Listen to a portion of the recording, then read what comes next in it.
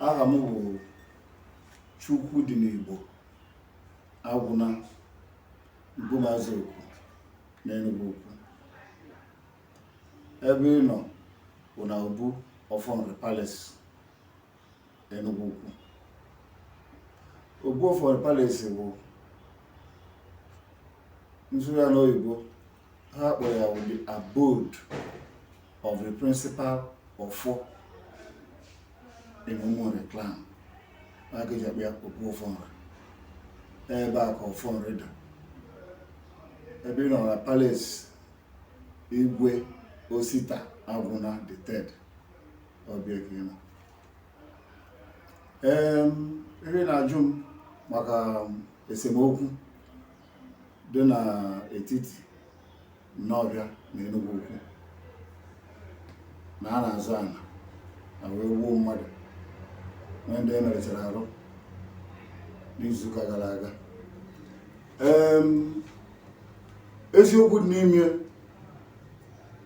ka m na-achọ ịgwa gị, Enugu Ukwu community na Nnọfịa community anaghị aza ana. Ọ eziokwu n'ime ka m na-agwa.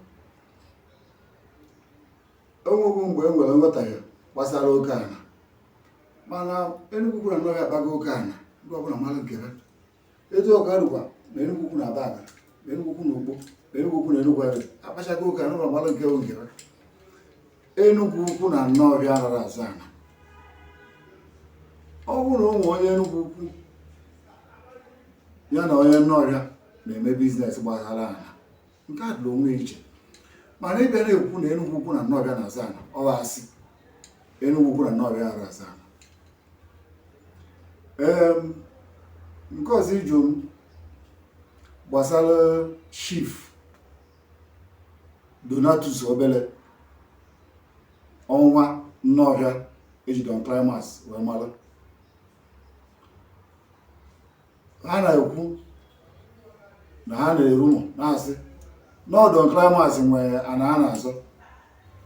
Biko, ana m ekwu with all authority, na-ekwu to the best of my knowledge.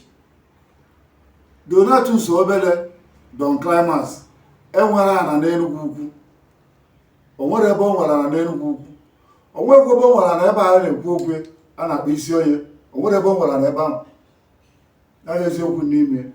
Ya bụ ndị na-ekwu na Donatus Obele bụ Don Climax n'ọya ebe o goro ana na-ese okwu wee kpọta mmadụ wee gba egbe gbara egbe. O nwere ihe gbasara Donatus Obele n'ihe ha mee n'Enugu Ukwu. Aka ya adịrị ya, ọkpa ya adịrị ya. Ana m ekwu maka na mmadụ eziokwu dị n'ime. Mmadụ ekwu okwu dị gbasara ihe mere dị a ma nke ka na-eme eme.